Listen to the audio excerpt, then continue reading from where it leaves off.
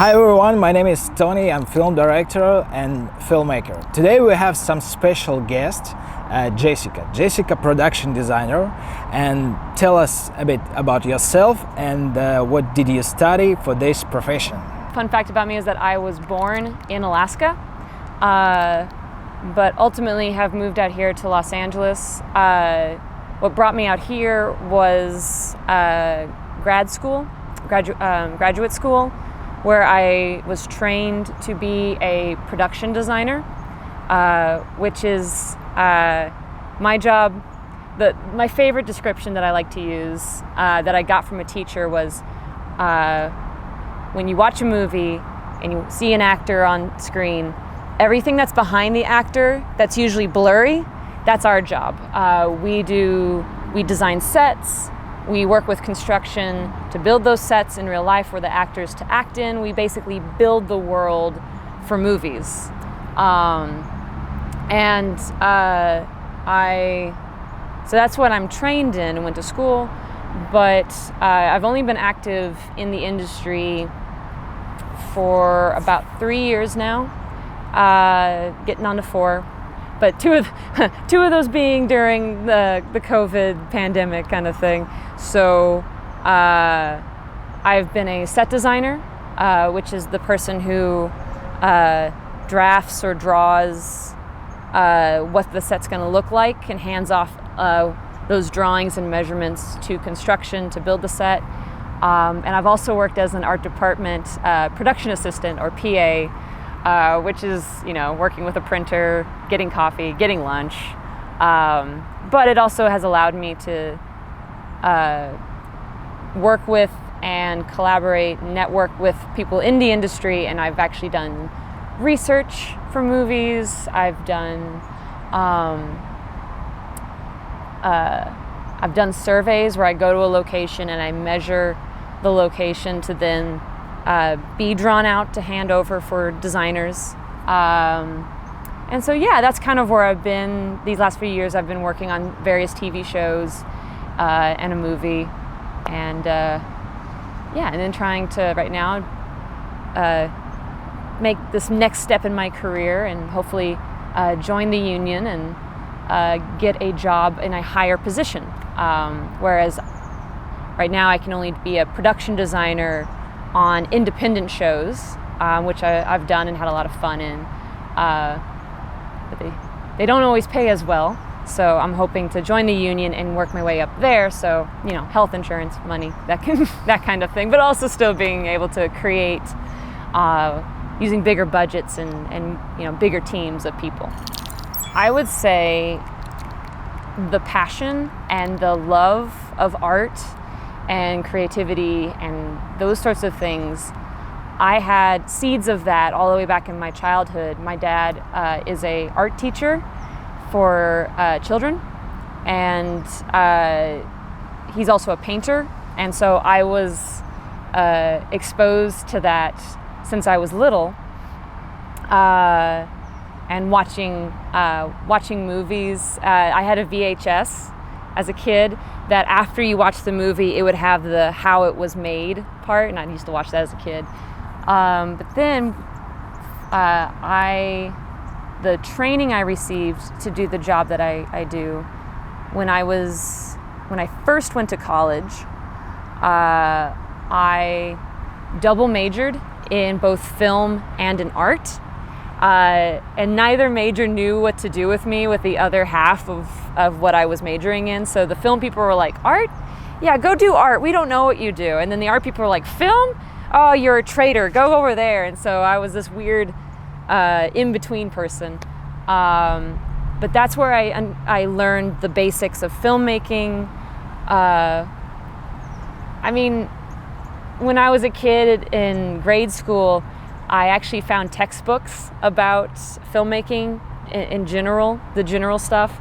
So I read a lot there, but then I went to school to start learning the basics with other people. And then, so that was 4 years, and then came out here to California and went to the American Film Institute for 2 years, being specifically trained in production design Their selling point was, come to our school, we will make you employable. And I went, okay. So 2 years of that where I learned drafting, drawing, or more specific drawing, and started working with other industry people, and starting to learn the real kind of business side of working in the film industry. It is a graduate level program, so they don't take undergraduate. So it either needs to be like that continued education, or you can submit an application showing that you have done equivalent work to that of somebody who is going into a grad school. So I went to an undergrad program in Texas, which qualified me to go to the American Film Institute. But I knew people who had just worked in the industry for a few years, and that met the same requirements to join the college, to join the American Film Institute. But I had to submit a portfolio of my work, which included drawings and designs that I had done for small film projects. And one of the more interesting things is I had personally not had any professional drafting training up to that point. I had been exposed to it a little bit, but a lot of my peers that I worked with were actually architects that I would ultimately go to school with. I didn't have that background, and so I got a phone call from the American Film Institute, from the professors there, saying like, hey, we will conditionally accept you to the school, but we need you to demonstrate that you can learn and do some basic drafting. And so I had the summer to teach myself how to draft. I ended up going to a local architect firm, talking with them, seeing some of their drawings to get an idea of what the expectation was. And one of the professors at the school also gave me a call and gave me some tips. And I ended up measuring, drafting, and making a small model of my grandmother's house. I was told, like, oh, just measure a garage and just show us drafting and a model of the garage of where you're living. And I was like, well, that's boring. That's just a box. I'll do the whole living room and kitchen. And that's what I did. And that was enough for them to be like, all right, you can come to give us your money, you can come to our school. And so that was part of that process, the portfolio. There was a bit of written work talking about my experience so far with filmmaking and what my goals were going forward personally for production design. If you are a citizen of the US, you pay portions as you go through school, and there are there's scholarship opportunities for both international and national students. There's grants and scholarships available, but I do know that for international students who went to the American Film Institute, that they had to pay the full tuition up front. And there are limited slots available for the different departments. For production design specifically, at the time that I went, now things could have definitely changed now, but at the time that I went, the class is capped at 16 students. And the year that I attended the American Film Institute, only 8 students were accepted that year. So I only had 7 other classmates.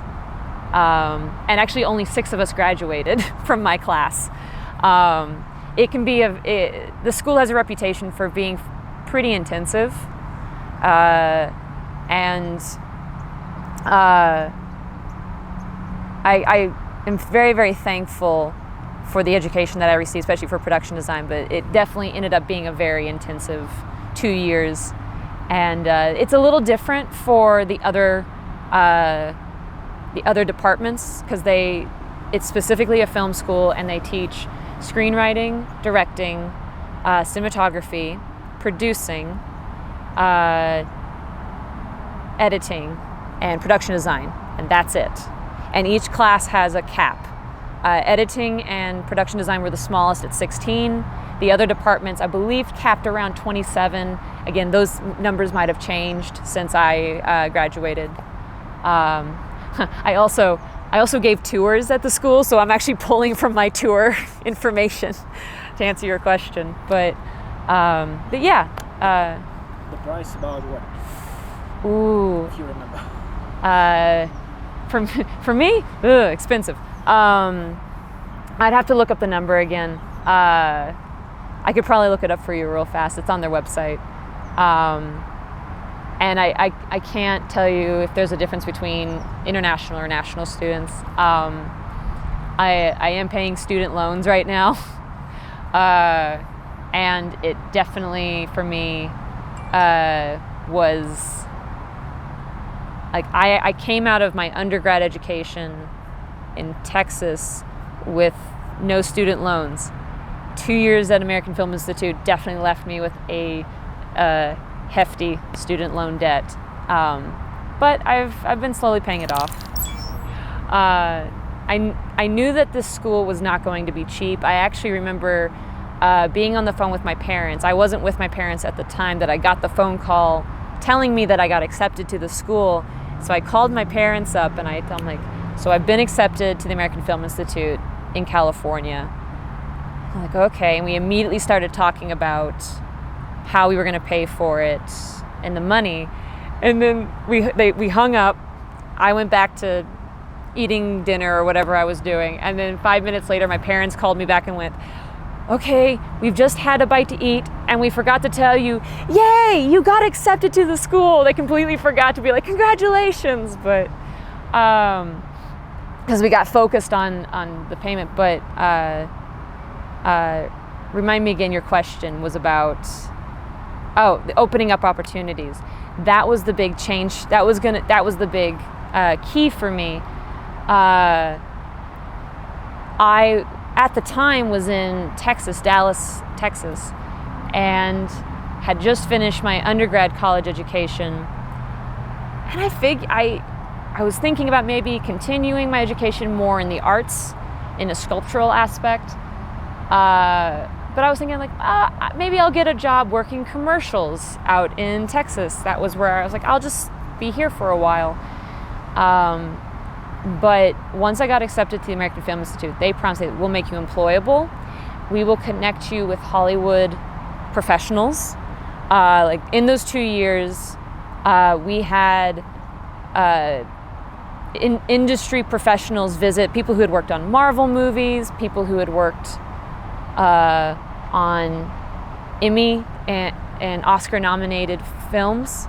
They came and they spoke with us about their craft, their experiences in the industry, and those out of the 8 students that I went with, I knew several of them actually met people who would ultimately employ them directly out of AFI once they graduated.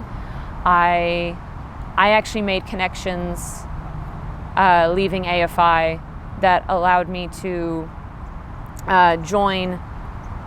So once you got out of AFI, we have a union, the Local 800, or ADG, which stands for Art Directors Guild. And they have a program that may still be called this, but the time I joined, it was called the Initiative program, which I was able to join directly out of school. That allowed me to, even though I wasn't in the union, allowed me to connect with union people and get hired onto jobs that way. But absolutely, it kind of gave me a boost to a higher professional level than I had access to at the time. And it cut down on the amount of years. If I had come straight out here to California and not gone to grad school, there would have been several years of me just working on independent projects or on low-end stuff, just trying to gain a reputation and make connection, where going to grad school, helped me fast track some of that, skip a few years, where I was able to immediately hop on to a production assistant job on a union show and start working there, so that now I'm able to pursue a union job rather than still just trying to make connections in the industry. It's one of those things where the union, it can be very particular about who they let in, and they can have a lot of restrictions and expectations to meet, where there's multiple ways to get in. So with and it's desirable to get in, because once you get in the union, you can get health insurance, you get more guaranteed pay on a show. They help you find work. So there's a lot of reasons for financial security, health, and all those kind of benefits that it is very desirable to join the union. Excuse me.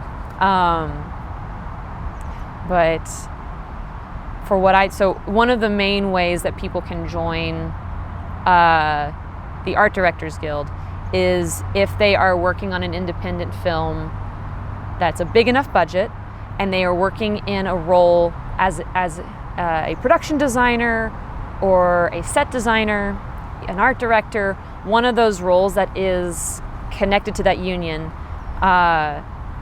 If that show flips, and by flips meaning if the show goes from an independent project to a union project where everybody there goes union, essentially, that is one way that you can join, and you get grandfathered in, where whatever role, like if I was an art director on an independent show and it flips, I would then be able to join the union as an art director and then start paying my dues, start paying the money that's required to join, and be a part of the union that way. I personally have not had as many opportunities to do that. I've worked on several shows, but it just never ended up being the kind of job. I was either working on an already union show, or the projects were so small that there was no hope of them flipping. So what I did, there's another avenue you can take, which is called a portfolio review, which I basically do an interview with several industry professionals who are already in the union.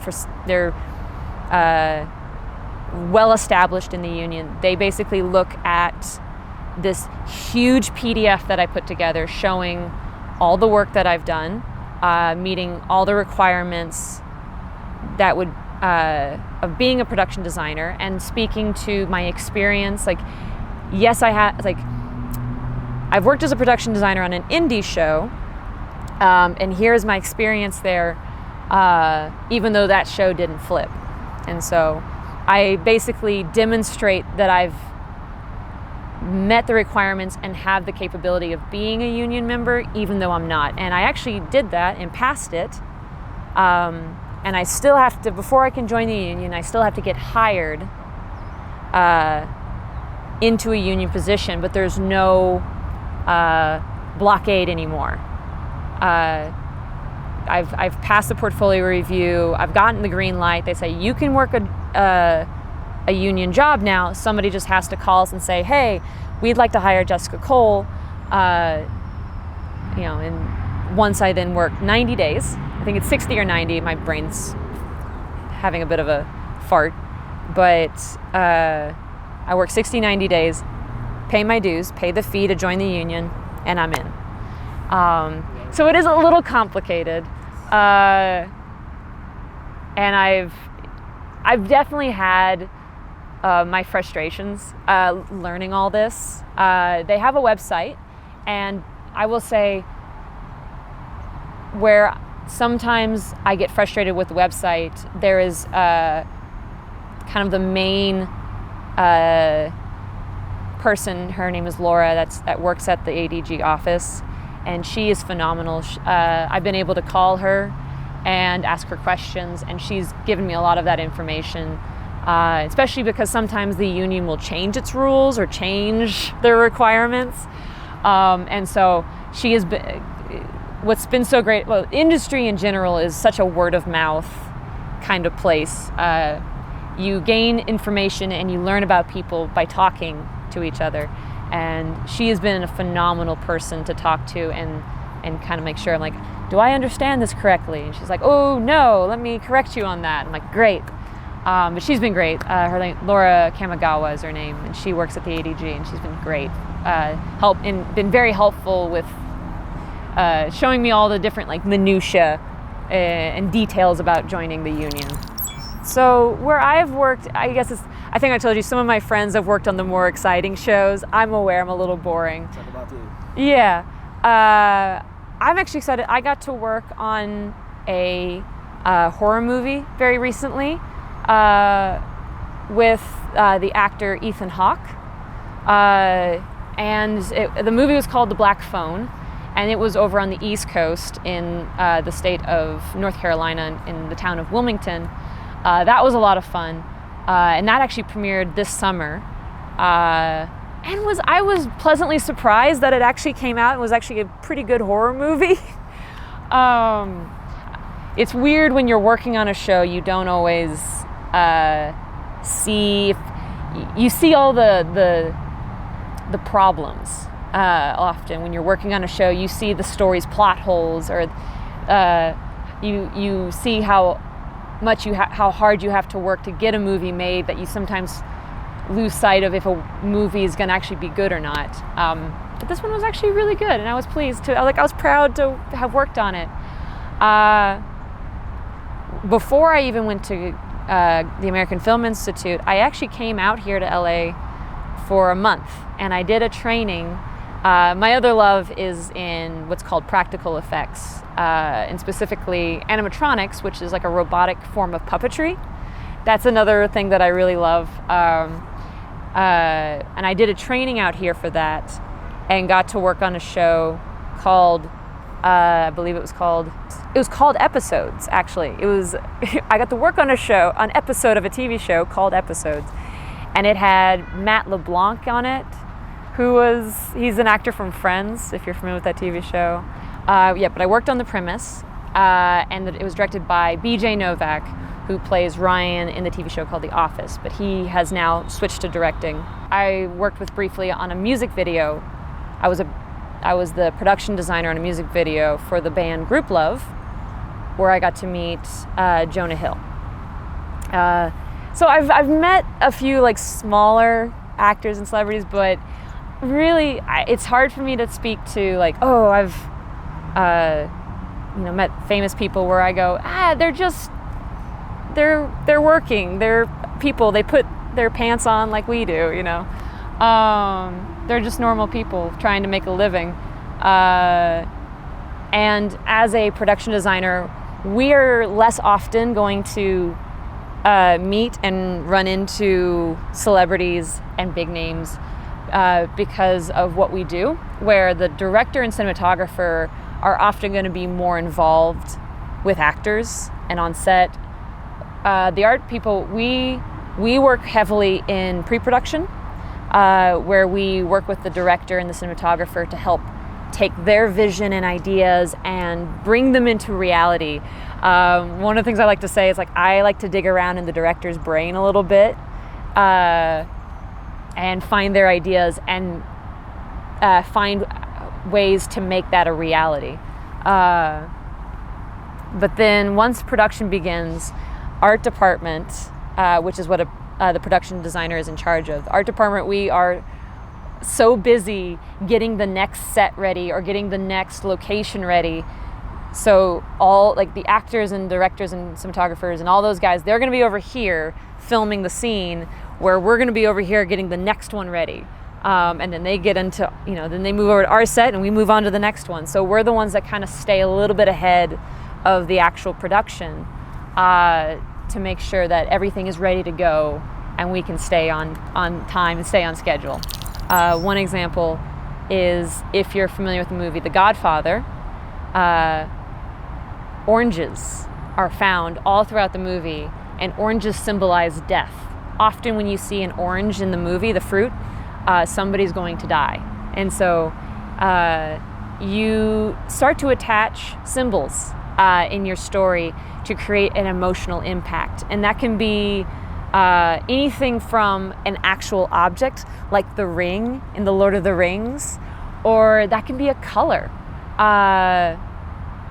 In Schindler's List, everything's black and white, but the coat is in color of the little girl, and that can really have an emotional impact. And that's costuming, which is a different department for Schindler's List than the coat. But the ring is a prop, and that's something that is discussed within the art department.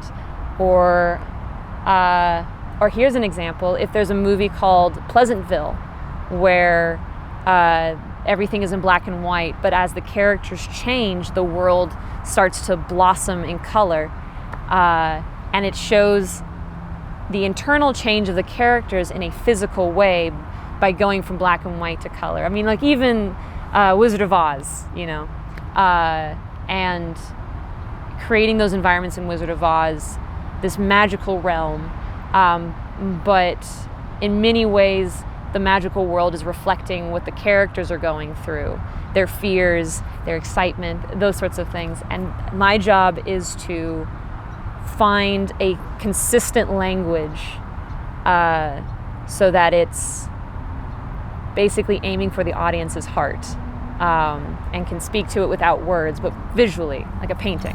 Yeah, how'd I find it? I kind of fell through the back door. It was an accident. As a kid, creative, that was something I always wanted. I was always playing. I was always coming up with ideas and stories to tell myself. I was an only child, so I got, as an only child, you get lonely, so you tell yourself stories. Then as I got older, I realized how important stories were to me. Not only as an only child telling myself stories, but my family.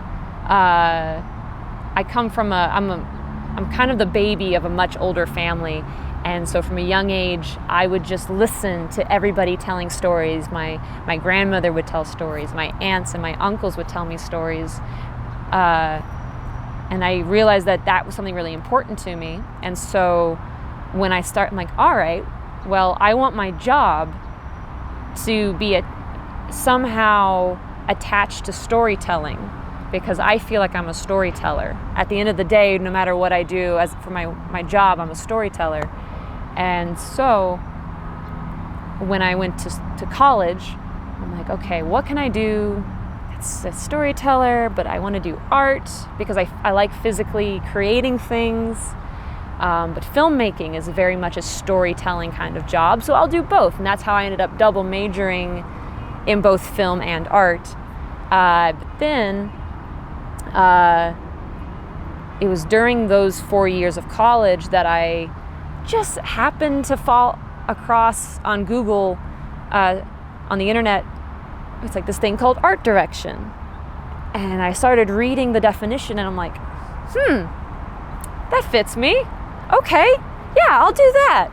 And I went to my teacher and I said, hey, I think I found this job called art direction in production design. I think I want to do that. And he goes, great, perfect. And as you learn what that job is, you're going to have to teach everybody else because nobody's going to have a clue what you do. And that was kind of true. Every time I said, I want to be a production designer, people go, great, can you do makeup? I'm like, that's not the same. Yeah, fine, yes, I can do makeup. But I started to explore that and found that I really had a love for that side of the creative equation. And one of the earliest decisions I made as a production designer, I actually was helping out with the actors and costuming. I was helping out with, just helping a friend out on a project, and I told him, I said, hey, you can actually put your actors in certain colors, in certain scenes to indicate that these things are happening in the story. And he was like, oh, we could. Oh my gosh, I never thought of that. So from day one, because of my training with my dad being a painter and me growing up in that kind of world, I understood what's called color theory and how you use color to convey meaning. And so early on, I'm like, yeah, let's put people in certain colors to communicate. And he's like, let's do that. And so that was kind of my first flexing my muscles as a production designer. And then as I've gone to school and worked with people, I've learned more skills, computer skills, drawing skills, but all of it at the end of the day is learning how to communicate ideas where words will fall short, learning to convey ideas either through a drawing or through a painting, or just all kinds of stuff. Hollywood, unfortunately, as even though we live in the year 2022, right? Still 22? We're not 23 yet? Okay. In the year 2022, even though technology has come a long way, Hollywood is still very much a network, word of mouth kind of industry. I've had to meet people who've introduced me to other people, who've connected me with others to get jobs. But what I've been able to do on my end, often different unions, coordinator unions, or even the Art Directors Guild union, have email lists. The way I did it, I did this in Atlanta, Georgia, when I was in that part of the world. I've done it here, where I just keep a list of emails and phone numbers of everybody I meet who is further along in the industry than I am. And I don't always reach out to them being like, hi, I'd like a job. I'm not always doing that. What I often will do is I will reach out asking to learn from them, saying like, hi, this is who I am. This is my resume with my credentials on it. I would love to buy you a cup of coffee and ask you about your experience in the industry and learn from you. And often that creates a connection. Like I am genuinely able to learn from them, but two, I make a connection, and sometimes they will even go, hey, I'd like to hire you on a show. Or one of the more wild times I've had, I was celebrating a friend's birthday at a bar, and my friend goes, hey, I just met somebody who's a production designer. Do you want to meet them? I'm like, okay. And he drags me over and goes, Jessica, I think his name, Ken, Jessica. And he goes, have fun. And he leaves me with the stranger. But we ended up chatting. I gave the guy my business card. And the next weekend, I get a phone call saying, hi, you were recommended by this production designer. Do you want to work on a music video? I'm like, okay. And it was simply, I was able to get back in touch with him and thank him for the job, because that's also important, that you reach back out and say thank you to people and show gratitude. But he basically said, yeah, you seemed very capable when I met you at the bar, and I wasn't available to work this show, but I figured, why not you? And he just threw my name out. I'm like, he goes, please do a good job, because I recommended you, and how well you do reflects on me. And I went, okay, no pressure. Yes, and it's, I always recommend being friendly, and even though everybody is often trying to look for a job, don't come in expecting to get one. Come in expecting to learn. People appreciate humility. Especially out here in Hollywood, there are a lot of people looking for the exact same job as you. And you have to find what makes you unique to your job. What do you bring to the table that is unique to you? And then just having a good attitude. Having a good attitude will take you so far in this industry, where if you can temper the ego a little bit and just be willing to learn, willing to work hard, willing to be flexible, not putting yourself in danger, but being willing to, put in a hard day's work. People notice and people appreciate that. And that's often how I've been able to continue working. Is people have told me, like, wow, Jess, you've had a really great attitude. I'd love to work with you again.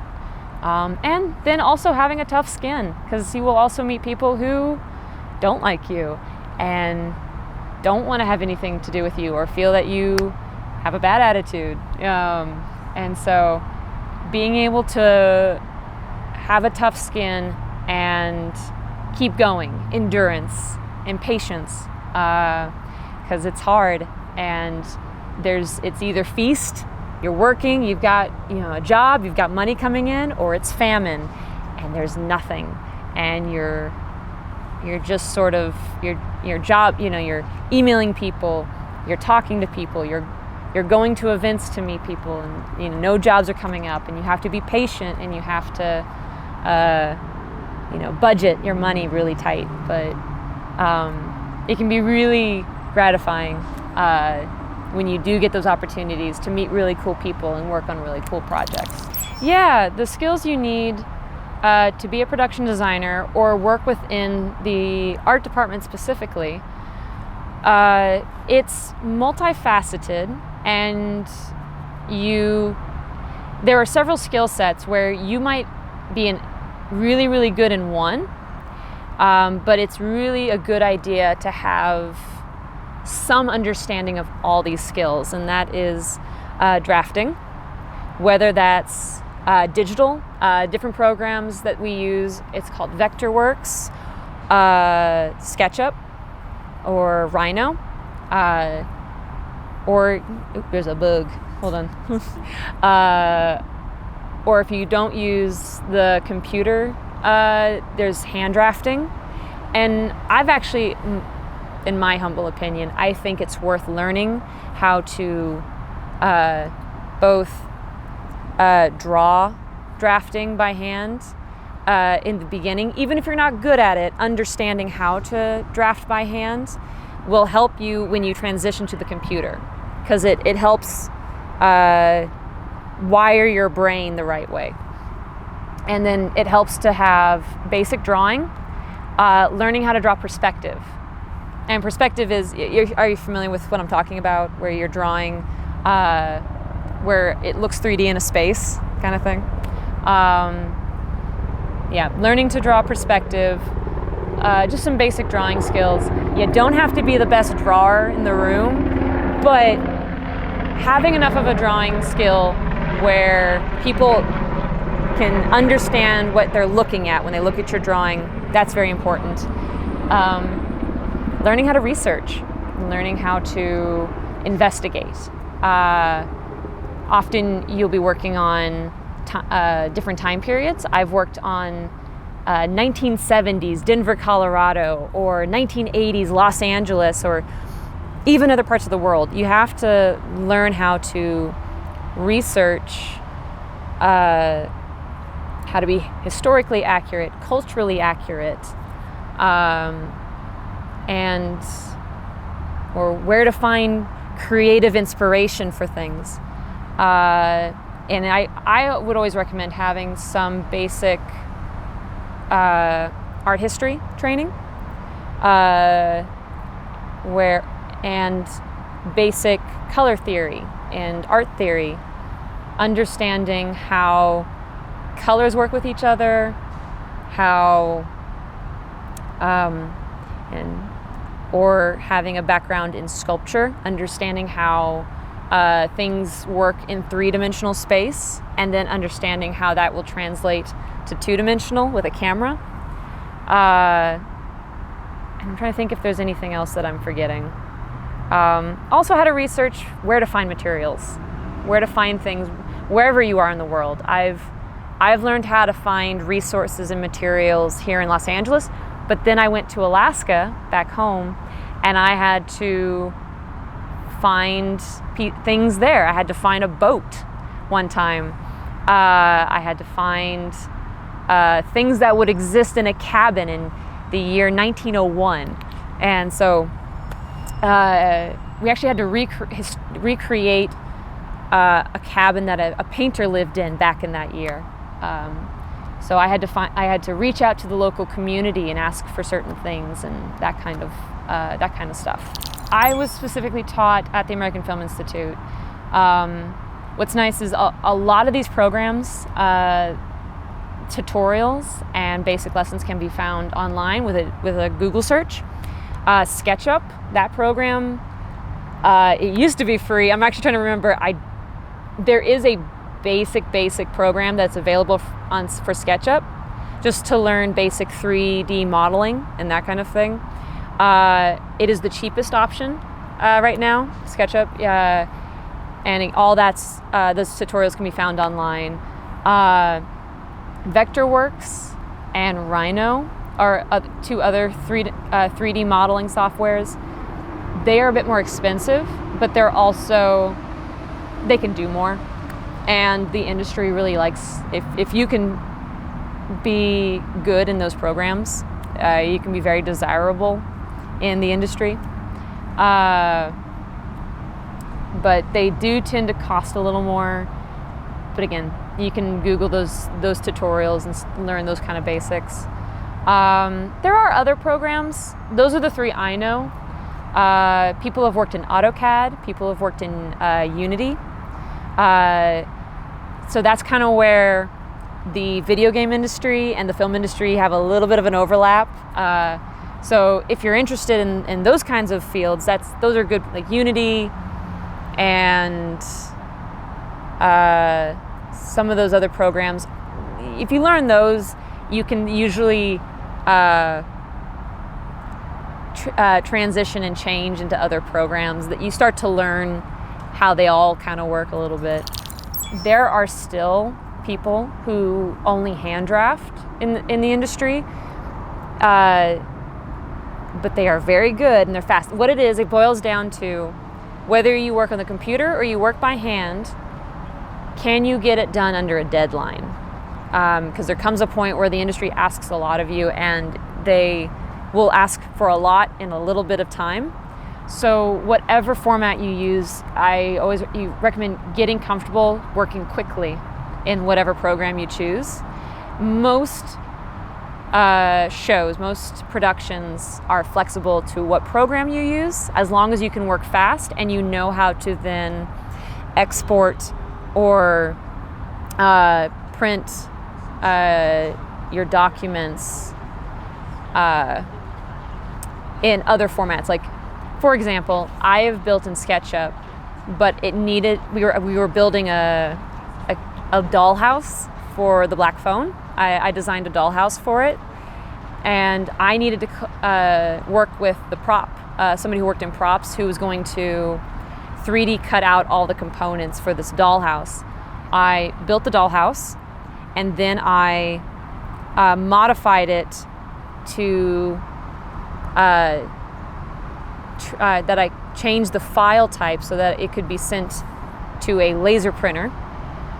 So I had to change the file type, and then the props master took that file, threw it into the laser cutter, cut out all the pieces and put it together. But I had to be the one to modify the drawings and modify the file to make sure all the technical stuff talked to each other. And sadly, as much as I'm actually not much of a techie person, but I've had to learn how to use computers as a necessity to make sure and to troubleshoot, like make sure computers are talking to each other, make sure programs are talking to each other. It's just a reality of our time. So if you're an excellent drawer, awesome, you can totally get employed that way. It is usually worth learning at least one or two or three of those programs because it opens up more opportunities and makes you more desirable overall to get employed. Very quickly balloons, we become a small army, but at the very top you have your production designer. They're the people that work directly, they work with the director and the cinematographer. Underneath them is either, depending on the size of the production, if it's a big production, You have a supervising art director, who's like your second in command, and then underneath them is art directors. And art directors are concerned with the logistics and the actual how are we going to get this done part of it, where the production designer can get into the artistic and the philosophical. Art directors are like, okay, but what are the numbers? What is the cost? How do we get this done on a schedule? That's their job. They're like a manager, basically. And then things get a bit more specialized. You have your set designers. They're your draftsmen. That's where you get into either hand drafting, Vectorworks, SketchUp, Rhino, those sorts of programs. You have your researchers. They're the people that sit down and their literal job is to just do research for whatever your movie is about, whether it's a historical piece or a specific location. Depending on the size of the show, you may not have a researcher, but you might. If you don't, then underneath that, you have coordinators. Coordinators are not technically a part of the same union. They're more under the producing umbrella, but their job, they're kind of very powerful secretaries. Like, I don't want to call them a secretary. That cheapens what they do, because they do so much. Manager, yeah, they're like the hub of the wheel, where they help with the scheduling, making sure people get to talk to each other in emails. They will talk to other departments, but they keep tabs on where everybody is and make sure everybody has what they need.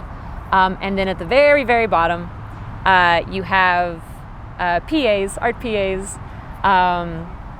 who they are, they do tedious work, but they're the ones that they get lunch, they work with the copier. But then sometimes if they're more qualified, or they've worked in the industry for a while, they can actually help out with other things. Oh, I forgot. At the same level as the set designer is your graphic designer. They're the person who sits on a computer with Photoshop or Illustrator. That's the other thing I forgot. I realized I forgot something. Another skill set to have besides hand drawing is having some sort of digital drawing ability. That can be Adobe, Suite, Illustrator, Photoshop, but there are other programs out there that work just as well, especially nowadays that there's a big shift happening where there's more programs that allow you to draw on a computer. Just whatever allows you to make the image that you need to make. Doesn't matter. As long as you're proficient in that, you're good. So, but the graphic designer, they make signs. They make anything like we're in a park right now. The graphic designer, they're the ones that are going to make the signs in the park. They're the ones that make the signs that go on trash cans and safety signs and like decals that might go on the play set. You know, they're the ones that make all that kind of stuff. And then the PA will sometimes can help them with that, like finding images to use, or helping the set designer by running their plans down to the construction department, who are the people who are actually going to build the set. Other departments, so art department is the big umbrella, and the main group there: production designer, supervising art director, set designer, graphic designer, PA, coordinator. There are other departments that are separate unions, but are very closely connected to the art department, and there's a lot of collaboration that happens. These departments are the set designers. They are the people that, on a set, anything that's not nailed to the floor, that's set design. So furniture, here in a park, the benches, the trash cans, that's set design. And then you have props. Props are all the objects that an actor would hold. So things like a phone or the microphone on my shirt, that would be props responsibility to bring. It's like script supervisor. Script supervisors are more the person, they're watching what's being filmed on camera and making sure that there's continuity through the whole movie, and making sure that, Joe was wearing a scarf in the last scene we shot, he should still be wearing that scarf in this scene. Or he was holding a coffee cup in his left hand. That's the scriptie's job. But the props person is the person, they bring the coffee cup.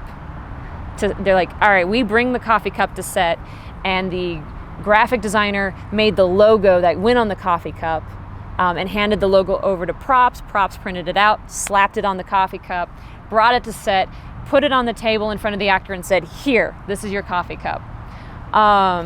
That's part of the collaborative effort that goes into little things like that.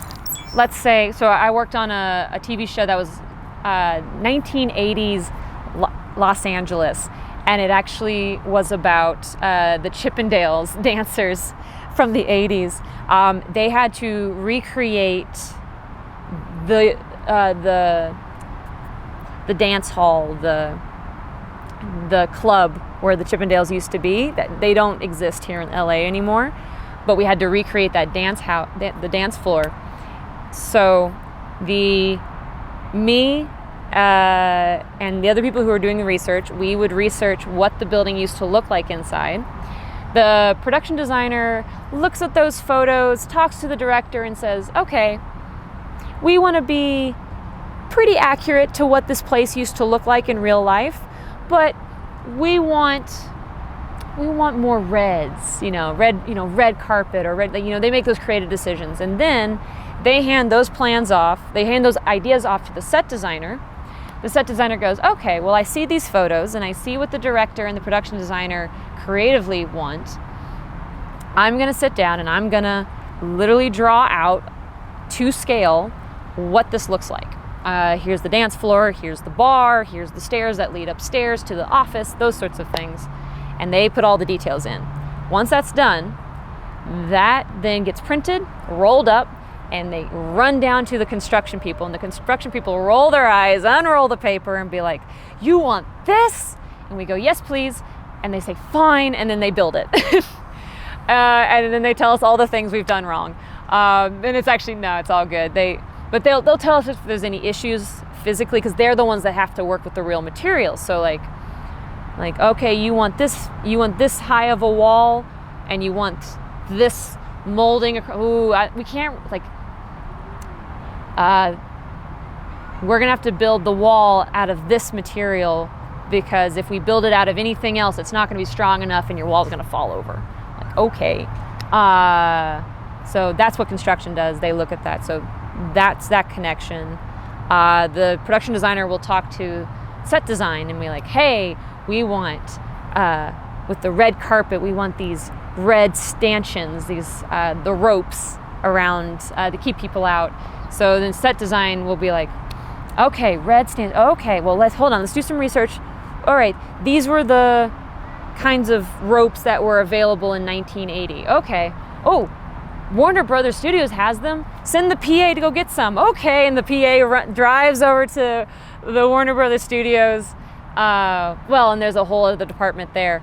Actually, I don't want to be incorrect here. There's actually a whole other group of people for set design where you have buyers and transpo. I mean, it gets really big really fast. You have the buyers for set designers. Pause. For set is what it's called, set decoration. That's the furniture people. Set decoration is the benches and chairs and stuff. Set dec has buyers. Buyers are the people who go out, find those objects, like the red rope for the club, and they go, okay, I want that red rope. And they put a hold tag, a piece of paper on it, being like, we're gonna come back and get this. We're gonna rent this from Warner Brothers. And then you have transpo, and which are, they have the big trucks and the people who do the transportation there, and they'll drive in. They go, all right, I see where the tag is. This is the rope that we want for the club, and they pick it up, put it on the truck, and drive it back to set that the construction people built. Props is the same way, where they have their own buyers and people who go out and find objects, and they make things, and it just sort of spreads out really fast with a lot of people working together to just create one room, basically.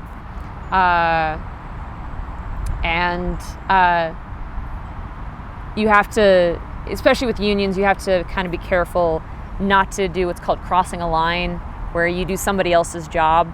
But at the same time, you don't want to cross a line, you don't want to do somebody else's job, but sometimes with their permission or with, an understanding, you help people out. Because it's a team effort at the end of the day. I've known prop people to talk to costuming and be like, okay, so what's a costume and what's a prop? Like, is the microphone that I'm wearing, is that a piece of costuming, or is that a prop that somebody has? And so those discussions can be had, and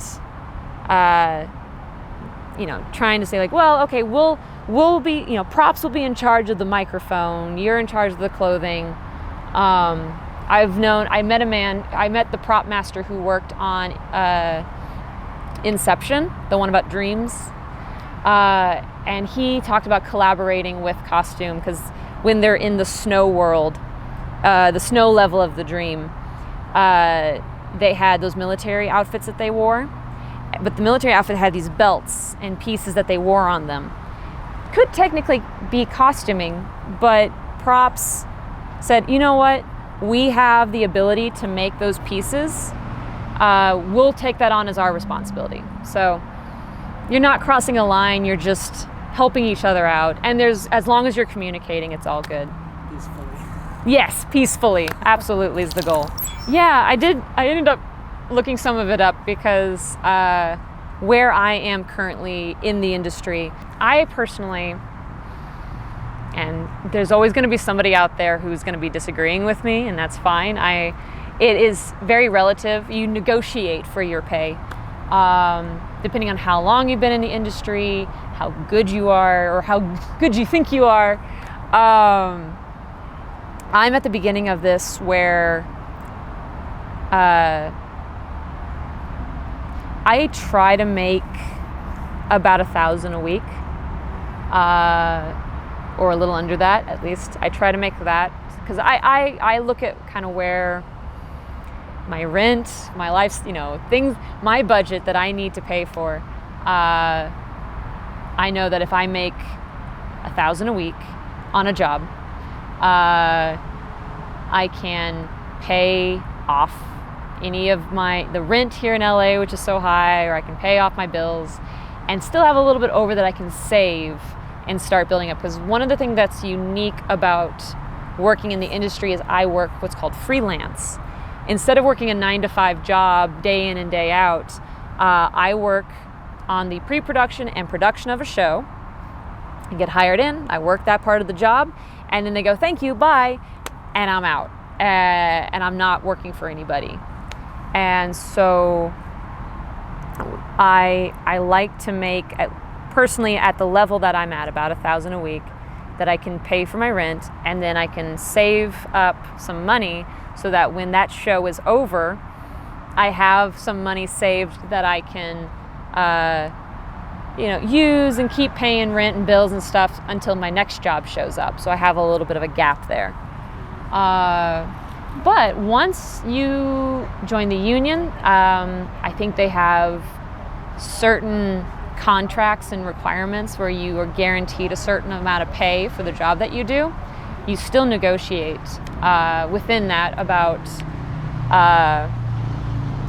is gas mileage going to be covered? Is, there's certain things you can negotiate within your contract. So like, oh, you're not going to be paid maybe as much as you want, but you'll get a benefit here within, and saving money over here. One of the big things I always think about when I'm negotiating for my pay, without giving you a specific number, because again, those can range wildly.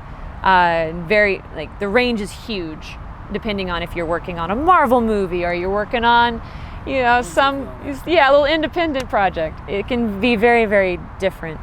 But one of the things that I do, especially since I'm trained as a production designer, and because production design is a leadership position, it is important to me as a leader to take care of the people underneath me, those art directors and set designers and all those people.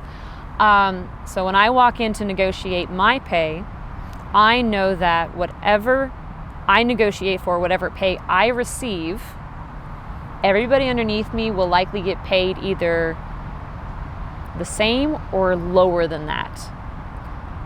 So I try to make sure that whatever I am paid, if I'm a production designer now, if I'm in a lower position, it's a different story, but whatever I am paid as a production designer, that everybody who is employed underneath me is still paid a decent wage that they can pay rent and live and function. So like when I say I'm getting paid $1,000 a week or like $200 a day, that's either I'm doing a PA job, I'm at the bottom of the food chain because I'm making minimum wage,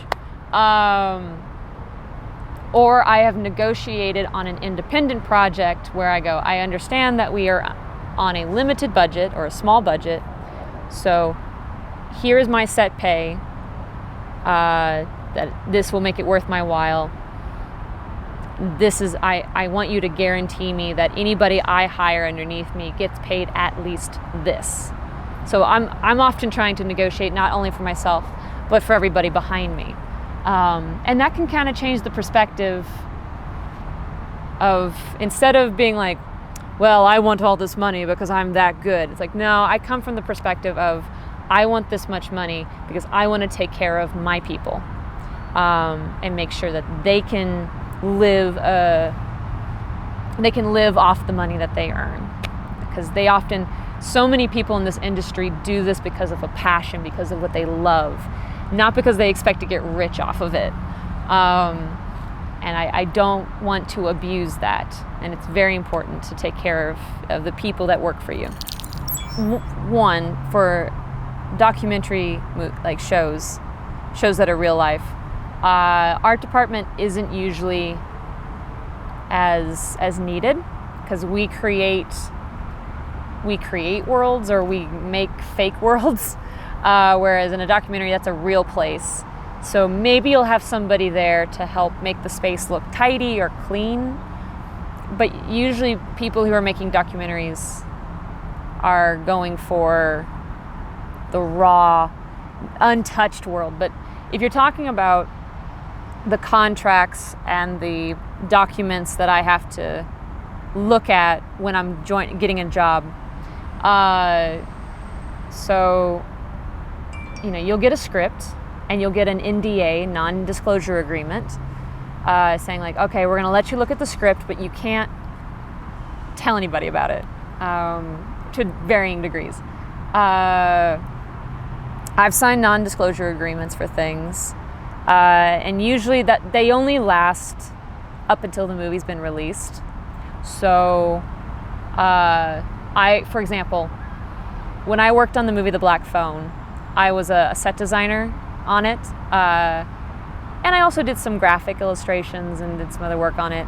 I had all of these documents and illustrations that I did for the movie, which I could show to the union. I used it in my portfolio review, but I wasn't able to put it on social media.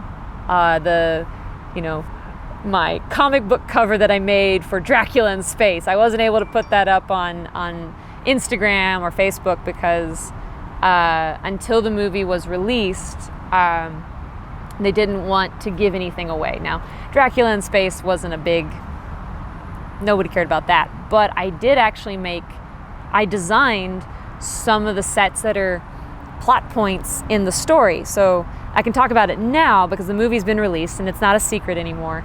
But I designed a portion of the basement. This little kid's trying to escape a basement, and he gets trapped inside of a freezer. It's a weird story, I'm not getting into it, but I helped design the interior of the freezer and the storage room that freezer is in. I designed that. It's a pretty simple set, but because of the non-disclosure agreement, I wasn't able to post or share anything about that until the movie was out. And then I was able to go, hey, look, I did that, you know? And then on independent projects, there are things where I wasn't able to talk about certain things, again, until and it's the general rule of thumb is don't talk about this, don't give away secrets until the movies come out. But you know, you're gonna tell your parents. You're gonna tell your parents. You know, you're like, those sorts of things you get excited about, or like, look, I did this thing. You know, you tell your mom and dad. Like they don't count. But yeah, it's mostly just, you know, not to show things on social media. I think you will often get contracts about your payment, what kind of deals, like if you get a box kit, which is like the rental to use your computer. Certain jobs, the companies that you work for will pay you to use your own computer and your own computer program.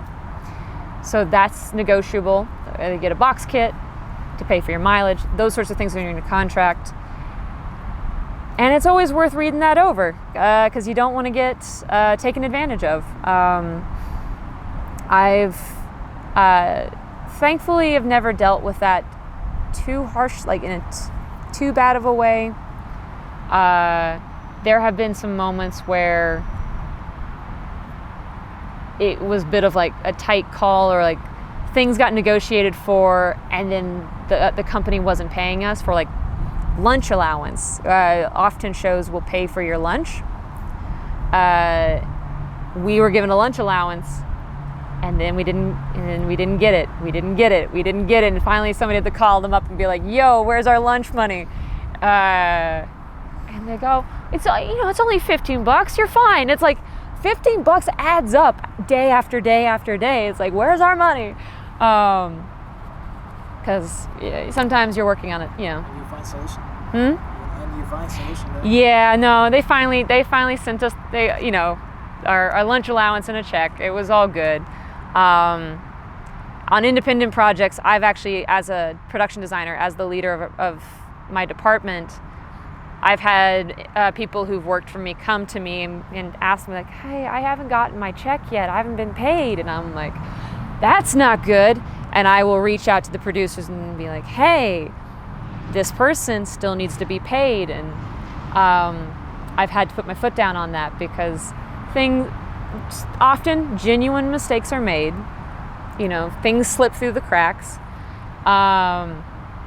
But it was really important if they did the work, they got paid, especially on those little indie projects, because you're often getting asked to do a lot of work for a little bit of money, so it's worth it. Get the money.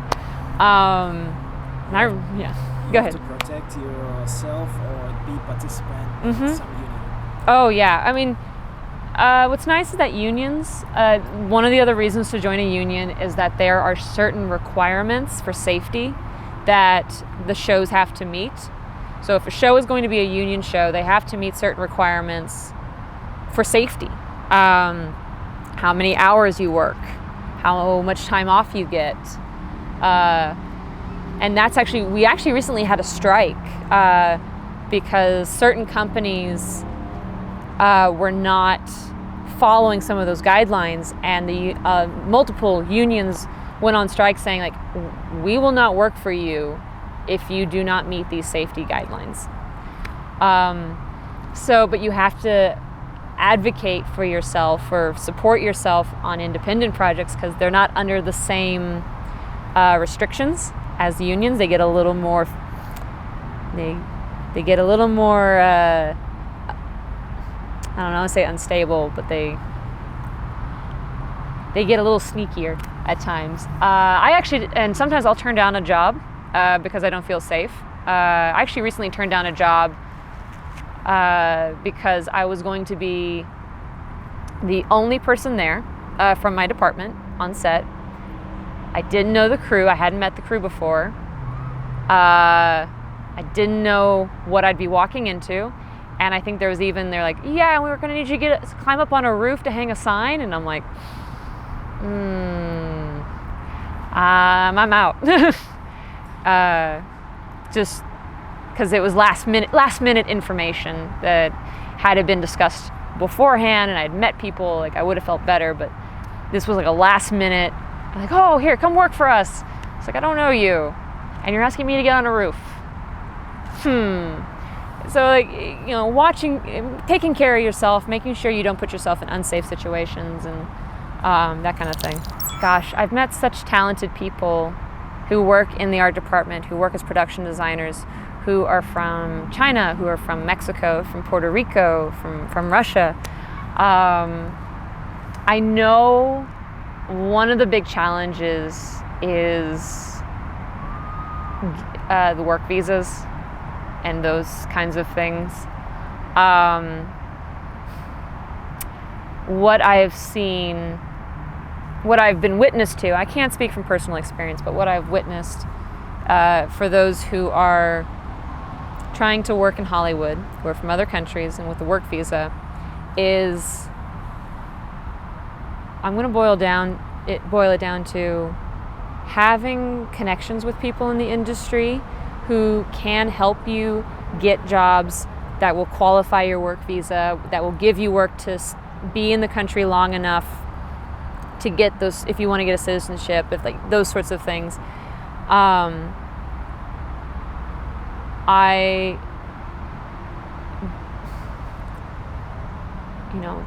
Find ways to make those connections.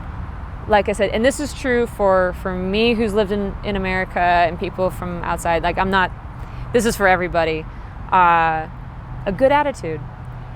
This industry, it can really kick you in the butt at times. It can be really hard. And there are people here that will take advantage of your passion and your love to be creative.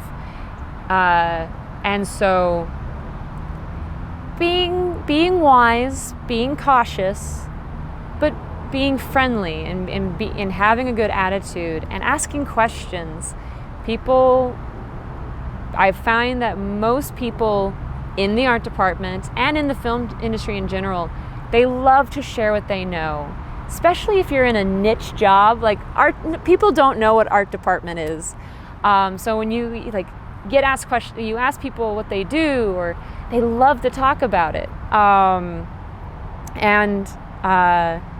That can often help you make those connections and make those friends to help you when times get hard, and you're trying to get a visa, trying to get those sorts of things, and trying to get work in general. Just community. There is a very tight knit community in the film industry, and if you find the good people, hold on to them, because you'll meet a lot of rough people, but if you find the good ones, if you find those people who have integrity, who have good character, hold on to those, because they're going to be very important when things get difficult, and they can help you out. So I would say that's the biggest, advice that I would give, is build a community, build people, build good people, build a friendship of good people.